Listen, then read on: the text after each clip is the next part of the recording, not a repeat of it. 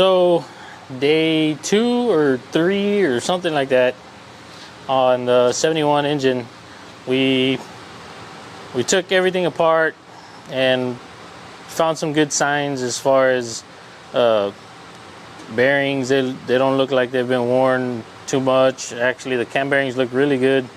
It was pretty clean inside. So for what we're gonna do today is clean all this up. I'm gonna have to drop the oil pan because I didn't know it was a one-piece oil pan gasket, and I yanked it out. So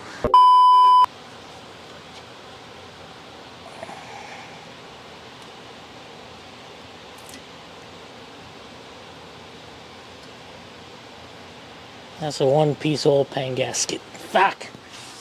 Nice.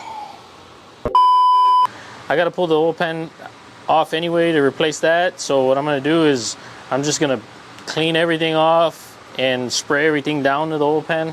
Any trash or debris that needs to fall, have it fall, and then I'll just drain everything out and pull the oil pan off. Make sure it's all clean. So I have some paint. I have 1 can of Chevy orange and 3 cans of red. Unfortunately for the purists, they're probably going to be pissed off because since it is the original engine of the truck, it would have been nice to go Chevy orange, but I don't have very many cans of Chevy orange and I don't want to go drive into town, so it's going to go red, just because we have it on the shelf. So sorry guys. Anyway.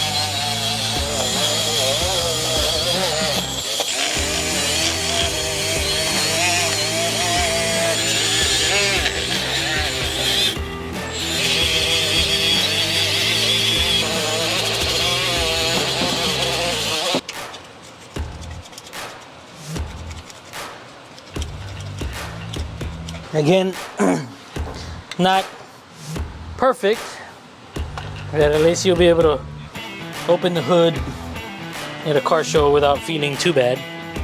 Man science.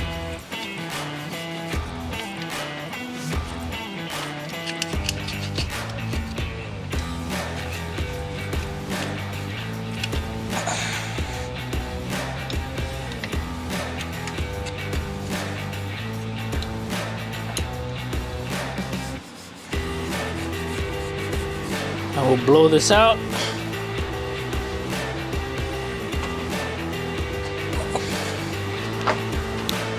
With the air hose.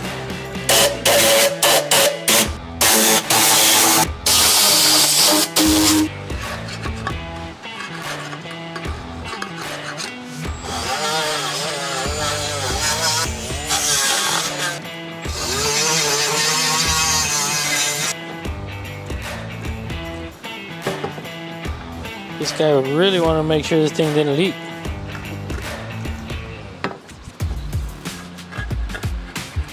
The reason it would leak was because of all these bolt holes are all bent. We'll have to straighten them out.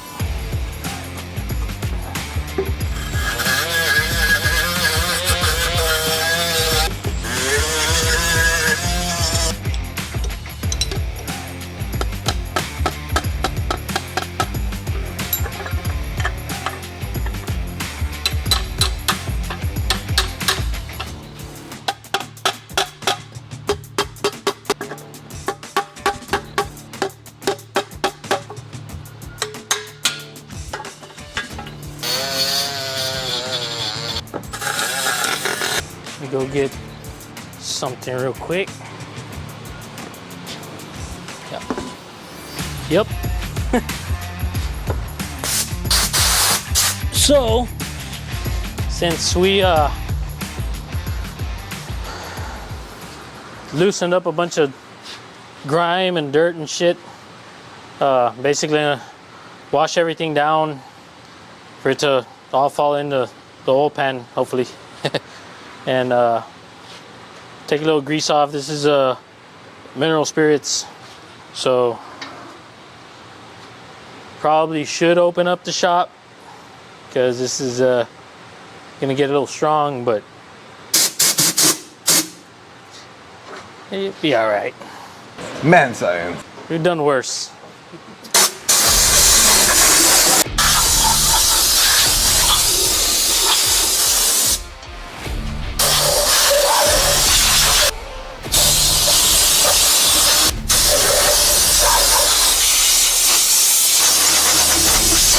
Yeah, better than what it was.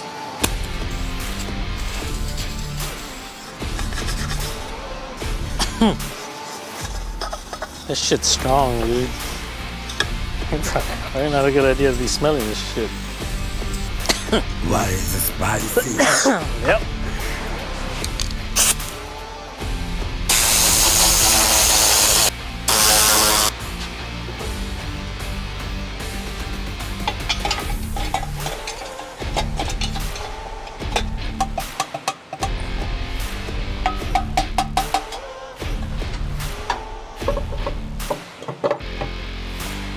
Actually a club member, Mr. Paul. So he had cut these out for me for whenever we build engines and we're adjusting the valves. We can take them off. we can adjust valves while it's running and not make a big old mess with oil dropping down to your exhaust. So, but I also use them for painting purposes. I put the old intake on there just so I won't get no paint where the lifter valley goes. This is a rebuild kit in a can. I'm probably gonna get so much shit for this. It's okay. This truck has no sentimental value, nothing like that, so we're just hoping for the best. Hydration.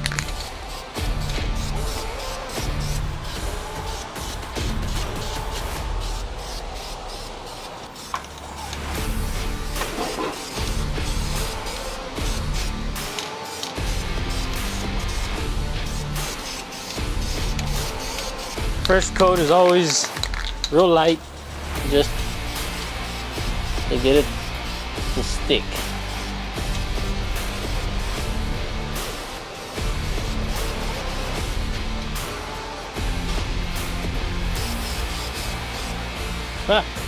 I keep getting, I don't know if it's the greaser or what the hell.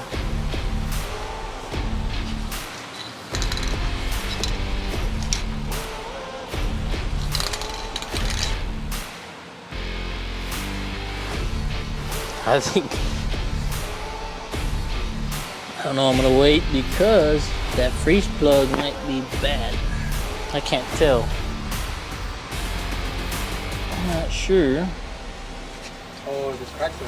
Yeah. I think it is, and I don't want to risk it. Yep. See? Just gonna replace them because it'll suck to get it all together and then for it to leak. There's 2 on each side, 2 in the front. So in case you don't have antifreeze in the block and the water in there freezes, it kind of acts like a water bottle. When it freezes, it swells, and instead of cracking the block, it'll pop those out. Modern engines have them too.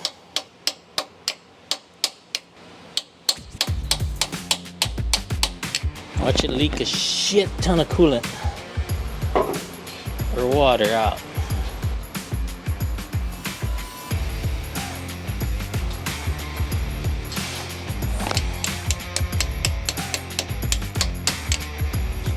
Nice.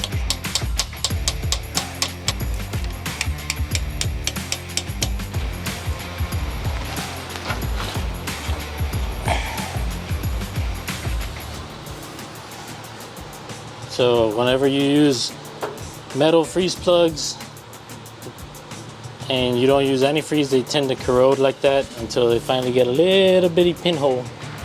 There it is. So it's better to use brass freeze plugs. They won't rot like that. Here goes my awesome paint job. Now we'll put new freeze plugs in it. Prevent a nice shoe coming up. So You gonna change all of them?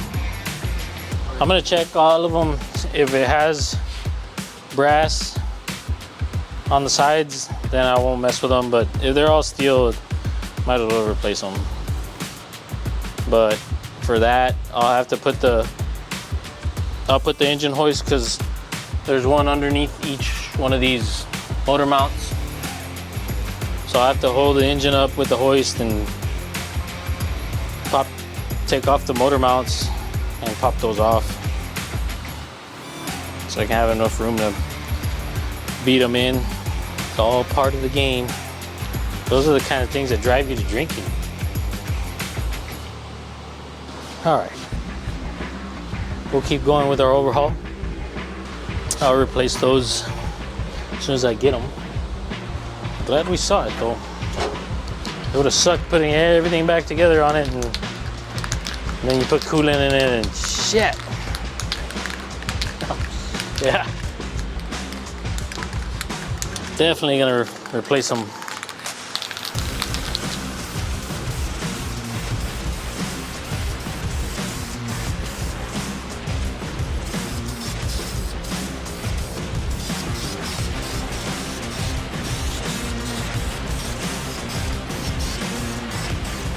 It's not an LS or anything, but it'll look clean.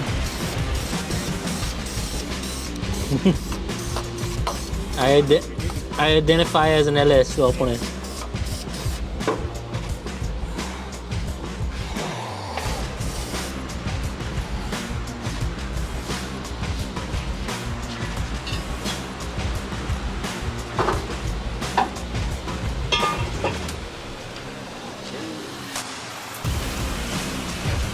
We're gonna have to get some nice valve covers. Probably chrome. It has some chrome-ish valve covers. Yeah. They're too far gone. I'll get some new ones. These are cheap, so.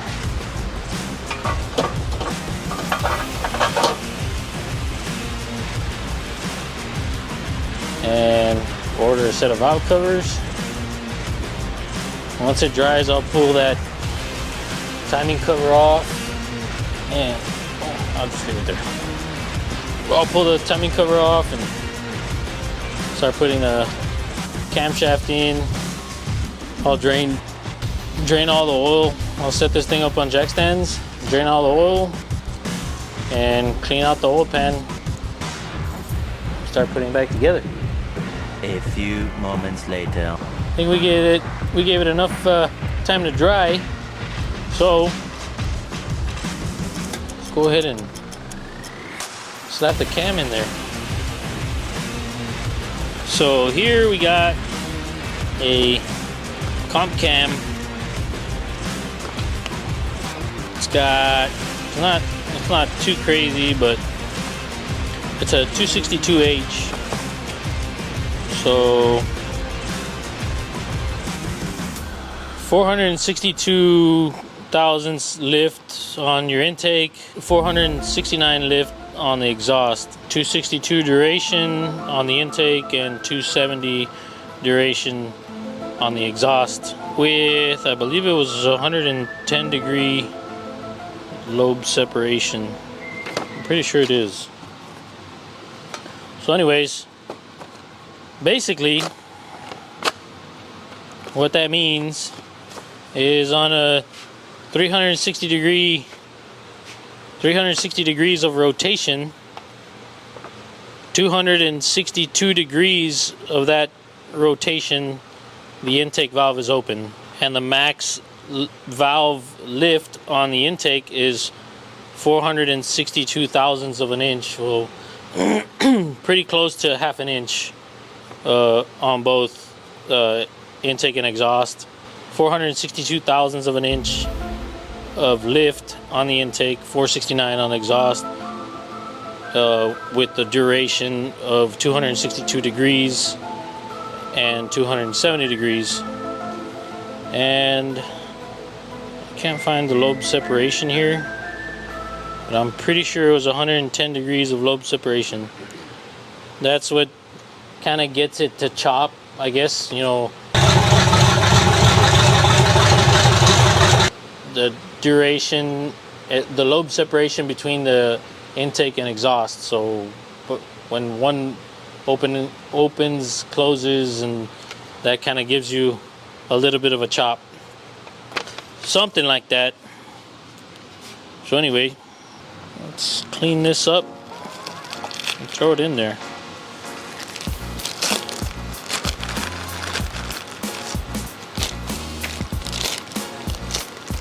Really don't want to drop this. I'm gonna cut this up and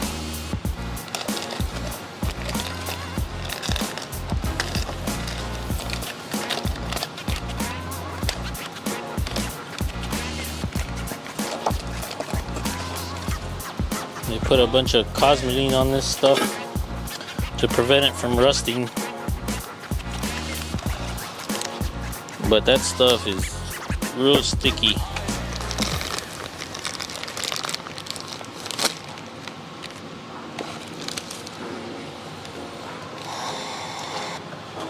I think it's better to use some of this Varsol.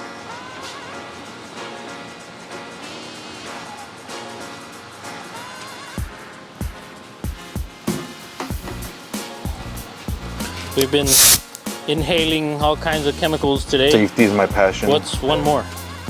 Yeah, as soon as you walked in here, we were eating and having dinner and shit.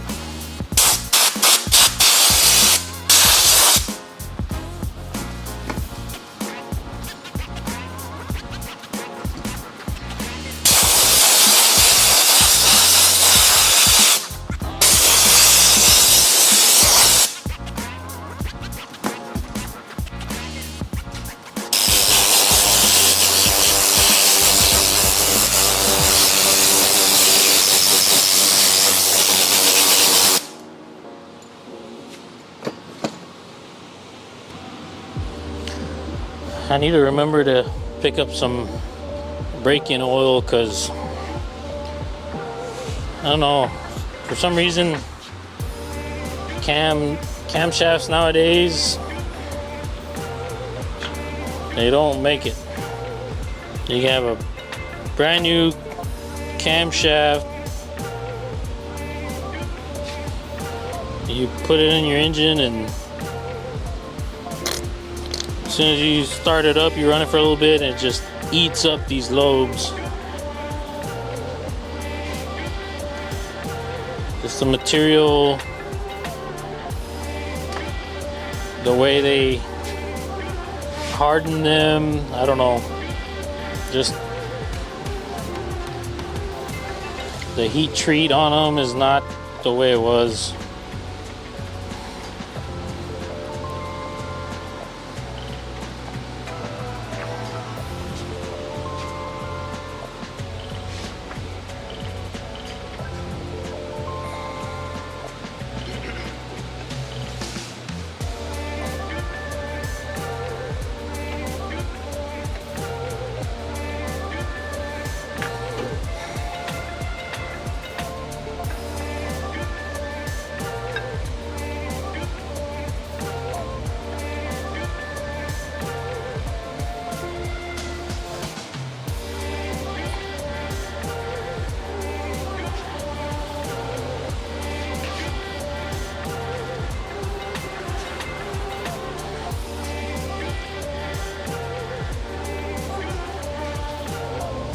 For you chem guys, or for you LS guys, or people want to know how the camshaft works.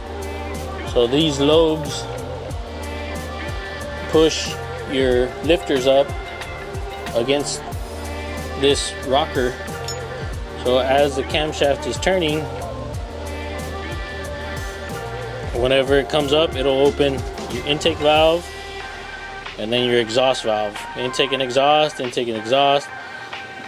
So basically is intake, compression, power, and exhaust. So your intake valve opens first, then they're both closed. It compresses that mixture. Your spark plug goes off. It ignites the air to fuel mixture, makes your power stroke. Then once that's done, your exhaust valve will open. Your piston comes up and it pushes your exhaust fumes out of your exhaust port on the head. Every cylinder is doing that at its own time, which in this case is 184366572. They all take turns of making some power.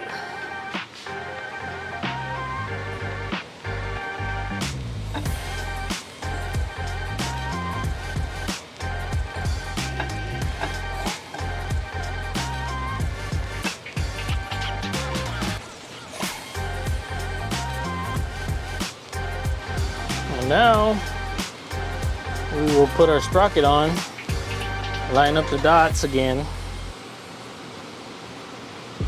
so that we can set the timing gears. What the hell did I do with that?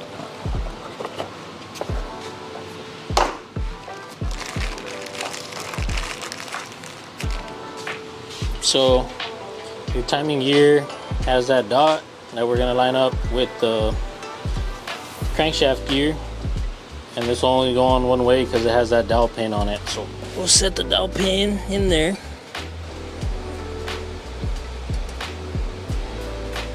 And then here's the dot. There's the dot. So turn it down. Now they're facing each other. Take this back off. Put the chain on.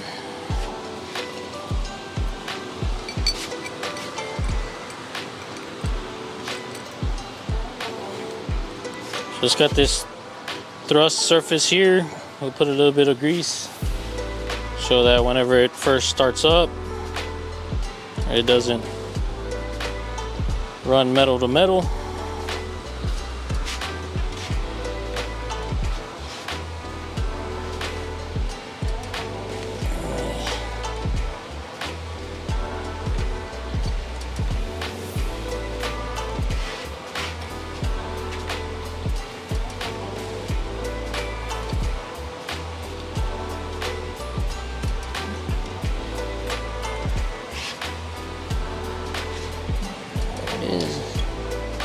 Dot to dot.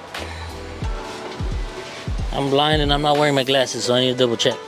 There is a dot, right? Yeah. A little drop of Loctite. That's a lot. So we don't want that coming loose.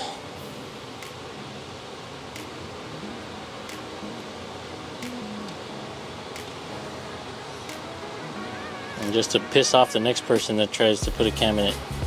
Hopefully it's not me.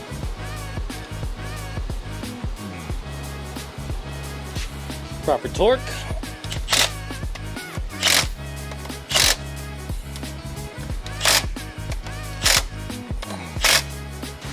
And put our lifters in.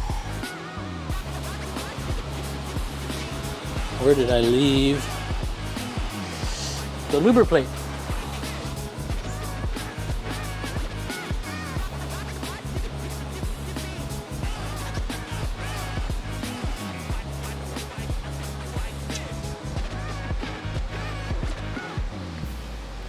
These are supposed to be a match set. So whenever you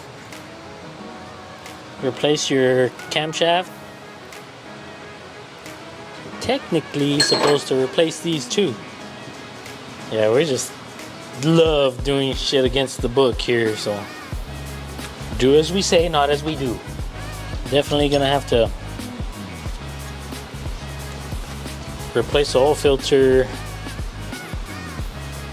after it runs a little bit, because it'll probably get full of shit. Everything that we've blown down in there. Hopefully we're gonna get as much of it out as we can when we drop the oil pan. An intake and an exhaust lifter for every cylinder. And in this case, that cam has an extra lobe at the very front that pushes this rod that's painted red to drive the fuel pump. Yeah. So these are hydraulic lifters. There's also solid lifters that I would prefer. They sound a lot better. But so hydraulic lifters have this little hole, basically a spring inside, and as they get full of oil, they become solid pretty much, or it pushes the push rod. So if you're not getting enough oil into that port, the lifter will go dry and the push rod will get loose and it'll start knocking or clattering. You'll get valve lash. It'll just clatter. So on the LS's, this port is too small, and you tend to run into that problem where it'll get full of carbon and shit, and you won't get enough oil. Especially if you put too thick of oil than what's supposed to have, it won't go in there, and you'll start getting valve noise or clatter on your a ticking rocker or whatever. And that's your problem, is just your lifter ports are plugged up with shit. Everybody's using LS7 lifters because I believe that port is a little bit bigger or something like that on the LS7 lifters, and apparently it doesn't give you that problem. At least that's what they say. I don't know. On the LS's that I've built, I've used the LS7 lifters and we haven't had that issue yet, so. Alright, go clean the push rods.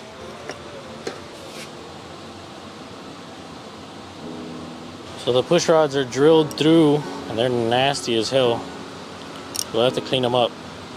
But, so behind the cam, you have some oil galleys that will go up the oil filter into the oil galley, and it'll fill up those galleys and fill up those little holes that I was saying on the lifters. It'll fill the lifter up with oil, and then oil will come out the middle of the lifter into the push rod, out the top into this little hole on the rocker. It'll come out that little hole onto here, and it'll lubricate where the rocker's rocking. And then it'll drip out the top and fall down into the head, and it'll drop down into this hole back down to the oil pan. So all 16 are doing that at the same time, so that way you have lubrication on your, what is it, trunnion or whatever the hell it is. So it lubricates this pivot point. So some of these are pretty nasty, so we're going to clean that up.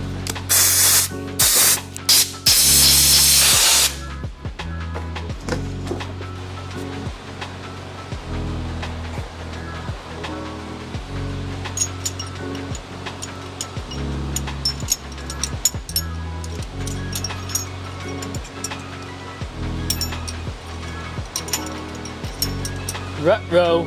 Yep. You've been robbed. Unless I blew it in here. I did. It blew out of my hand. That was dangerous. I ordered a new harmonic balancer because of all the shit that was built up. Man, I don't know who the hell leaves all these freaking cans all over the place, man. No respect. Alright, now we have room for more.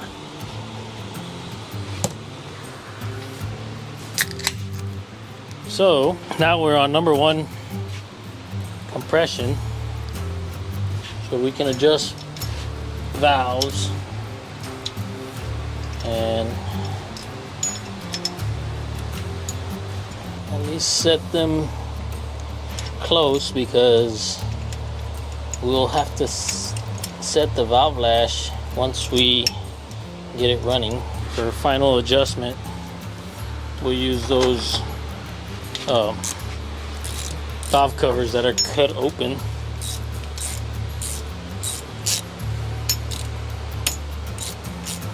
So basically, number 1's on compression, so both valves are closed. So you're just gonna spin the push rod and tighten it up until you feel a little tension.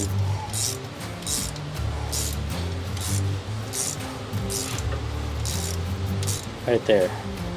And then you can go about a half a turn. Basically, you're preloading the plunger in the hydraulic lifter about halfway down the lifter.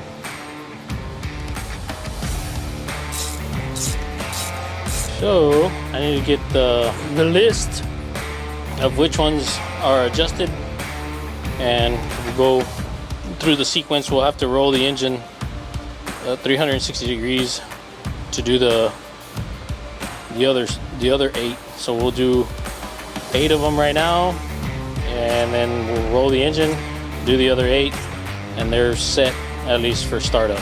So number 3 exhaust valve. So the way the cylinders are on a old school 350, it's 1, 2. Starts on this side, on the driver's side. 1, 2, 3, 4, 5, 6, 7, 8. Asking for the number 3 exhaust valve, which is this one. So we'll adjust this valve.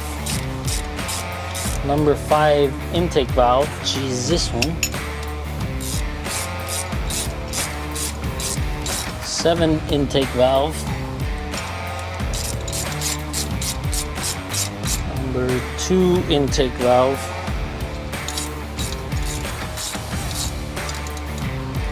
There's no way, this is wrong. It's asking to adjust number 2 intake valve, but if you look, the number 2 intake valve push rod or lifter is up. You should never adjust a valve when the lifter is up, because that's the cam lobe is on it. So this is wrong. Number 4 exhaust. That's also, yeah, this ain't right. So it's number 1 exhaust, number 3 exhaust, number 4. That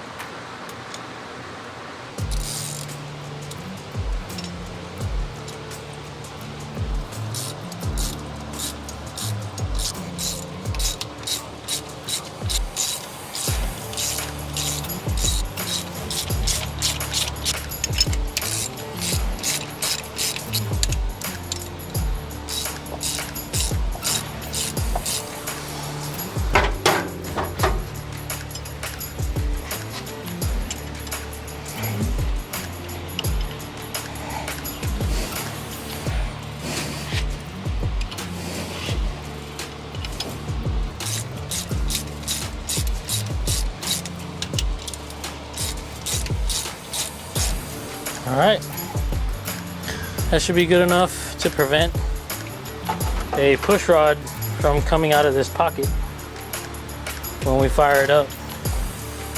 So we'll assemble the engine, get it all good to go, and then set the timing. We'll put those valve covers with the cutouts on them, and we'll fire it up and adjust all the valve lash. The way you adjust the valve lash is once it's running, you loosen it until it starts ticking. You'll hear it ticking, then you switch it back around and you tighten it back up until you get rid of the ticking plus half a turn. So as you're doing them, you'll definitely hear the engine sounding a whole lot better as you adjust one valve at a time. So other than that, we got the cam installed, timing covers or timing sprocket, timing gears installed, valves are adjusted, at least for startup. So I need to get a few more parts. I need to order a set of valve covers and a carburetor. Oh, and the freeze plugs.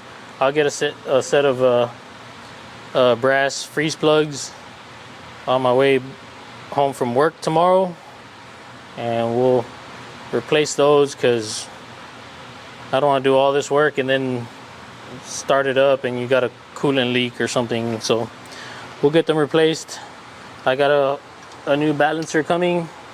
When it gets here, we'll install it, and I can't wait to hear it.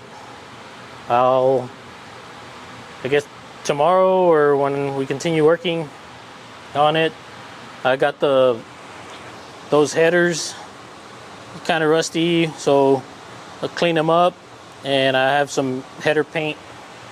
We'll get them painted up, looking nice. End up painting the firewall and everything in here. But yeah, I'm excited. See y'all in the next one.